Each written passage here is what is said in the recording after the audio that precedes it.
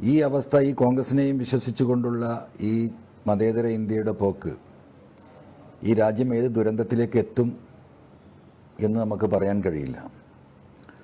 കോൺഗ്രസിൻ്റെ ഉന്നതരായ നേതാക്കന്മാരെ, ജയറാം രമേശിനെയും കപിൽ സിബലിനെയും ഗുലാം നബി ആസാദിനെ പോലെയുള്ള മുഴുവൻ ആളുകളെയും കഴിഞ്ഞ 5-8 വർഷമായി മാറ്റി നിർത്തിക്കൊണ്ട് KC വേണുഗോപാൽ എന്ന് പറയുന്ന, നമുക്കെല്ലാവർക്കും അറിയുന്ന ആ വ്യക്തിയെ മുന്നിൽ നിർത്തി കോൺഗ്രസിനെ നയിക്കുന്ന ദയനീയ ചിത്രം കോൺഗ്രസിൻ്റെ അന്ത്യം കുറിക്കുകയാണ്. അതുകൊണ്ട് എൻ്റെ പ്രിയപ്പെട്ട മതേതര വിശ്വാസികളായ കോൺഗ്രസ് പ്രവർത്തകരോട് എനിക്ക് പറയാനുള്ളത്, നിങ്ങൾ ആലോചിക്കണം, എങ്ങോട്ടേക്കാണ് ഈ പോക്ക് എന്ന് തിരിച്ചറിയണം.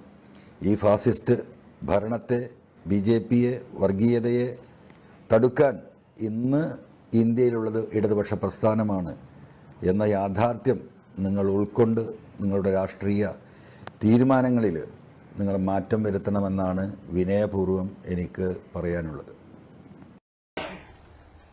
അപ്പോൾ ഇപ്പോഴും ഞാൻ നയം വ്യക്തമാക്കിയിട്ടില്ല, മനസ്സിലായില്ലേ? കാല് പിടിക്കുമ്പോൾ മുഖത്ത് ചവിട്ടുക എന്ന് പറഞ്ഞില്ലേ? അപ്പം ഞാൻ ഈ കാല് പിടിക്കാനില്ല. ഞാൻ ഈ കാല് പിടിച്ചിരുന്ന കേരളത്തിലെ ജനങ്ങൾക്ക് വേണ്ടിയാ. എനിക്ക് ഒരു അധികാരവും വേണ്ട. അങ്ങനെയൊക്കെ ഉണ്ടല്ലോ ഒരു തെറ്റിദ്ധാരണ. എന്താ പറയുക, ചില ആളുകളുടെ ധാരണ കത്രികപ്പൂട്ട് എന്ന് പറയും നമ്മൾ പണ്ടത്തെ ആളുകൾ. ഇങ്ങനെ കുടിക്കിയാൽ, ഇവിടെ പിണറായി ആണല്ലോ, അപ്പോൾ ഇവിടുന്ന് ഒരു ഇതാണ് കത്രികപ്പൂട്ട്. ഈ കത്രികപ്പൂട്ടിൽ ഇട്ടിട്ട് ഇങ്ങനെ ആക്കിയാൽ ആരായാലും എന്തെങ്കിലും പറയല്ലോ, സഹായിക്കും, അത് പറയണോ? അങ്ങനെ വിചാരിക്കേണ്ടവർ PV അൻവർ ഈ മനുഷ്യനെ, ഞാൻ ഭൂമിയിൽ ഇരിക്കാനാ ഉദ്ദേശിക്കുന്നത്. ഉയർന്ന പീഠത്തിൽ ഇരിക്കാൻ ആഗ്രഹമുള്ളവരുണ്ടാവും.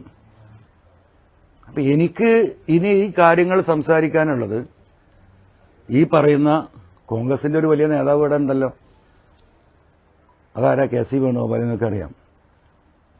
അദ്ദേഹമായി ഈ വിഷയം ഈ രീതിയിൽ ഇതുവരെ ഞാൻ പങ്കുവച്ചിട്ടില്ല. എനിക്കിനി അദ്ദേഹത്തിലെ പ്രതീക്ഷ, അദ്ദേഹമാണല്ലോ ഇന്ത്യയിൽ മുഴുവൻ ഓടി നടന്ന് കോൺഗ്രസ് തന്നെ ഈ പാർലമെന്റ് തെരഞ്ഞെടുപ്പോട് കൂടി അവസാനിക്കുമെന്ന കോൺഗ്രസിനെ 40 സീറ്റിൽ നിന്ന് 200 സീറ്റിലേക്ക് എത്തിക്കാൻ സാധിച്ചത്